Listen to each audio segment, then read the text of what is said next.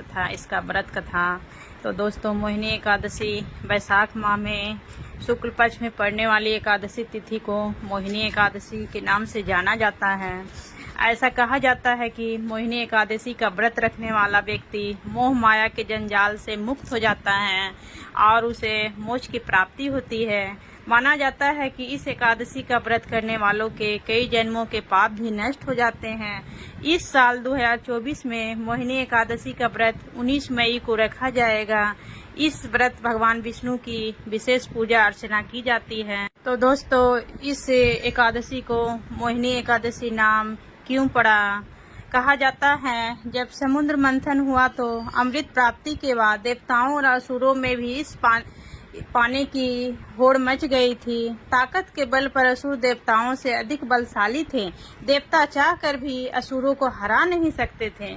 सभी देवताओं की आज्ञा पर भगवान विष्णु ने मोहिनी का रूप धारण कर असुरों को अपने मोह माया के जाल में फंसाकर सारा अमृत देवताओं को पिला दिया। इससे सभी देवताओं ने अमृतत्व मिल गया। यही वजह है कि इस एकादशी को मोहिनी एकादशी कहा जाता है।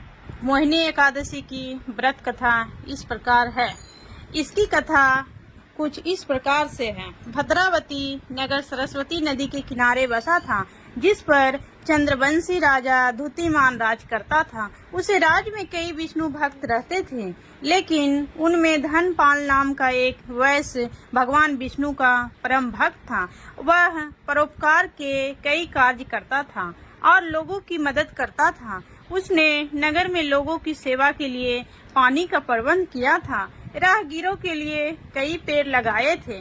उनके 5 बेटे थे, जिनका नाम सुमना, समृद्धि, मेघावी, सुकृति और धृष्टि बुद्धि था।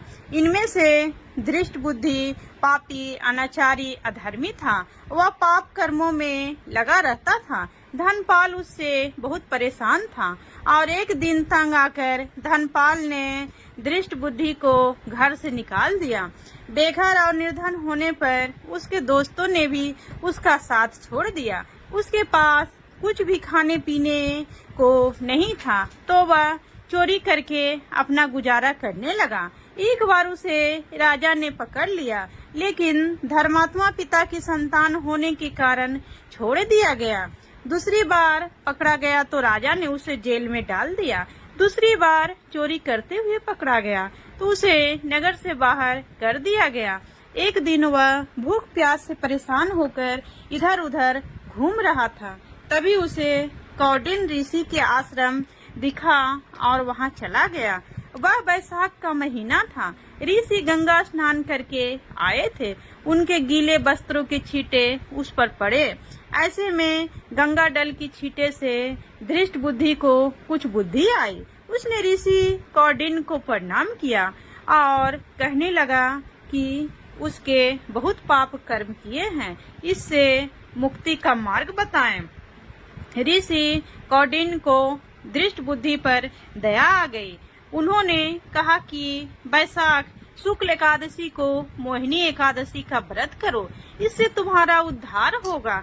इस व्रत को विधि पूर्वक करने से समस्त पाप नष्ट हो जाएंगे और तुम पुण्य के भागी बनोगे। उन्होंने मोहिनी एकादशी व्रत की पूरी विधि बताई। मोहिनी एकादशी के दिन उसने ऋषि के बताए अनुसार विधि विधान से व्रत किया और विष्णु पूजन किया। व्रत के पुण्य प्रभाव से वह पाप रहित हो गया।